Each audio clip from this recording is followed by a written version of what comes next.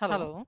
Today I'm going to Today show I'm you going to how do show you you disable how do your you native disable uh, your native screenshot taking uh, apps. So I screenshot installed takings I downloaded apps. latest Windows 11 So version I from Microsoft installed website I and I downloaded install latest Windows on my 11 computer, but version when I from install Microsoft. that Lightshot apps and try to taking screenshot, it's came here. This is the native but default screenshot taking apps. So I already installed it. Sorry, uninstalled these things, but it's not working. So if I search on that browser or there, but the previous method doesn't working at this moment because that setting has been changed.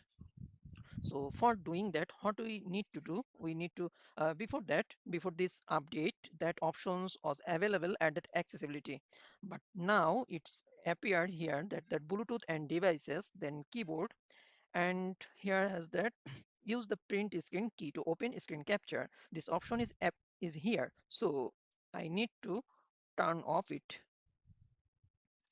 then retry it again. So nothing is working, so I need to shut down that light shot and reopen it again.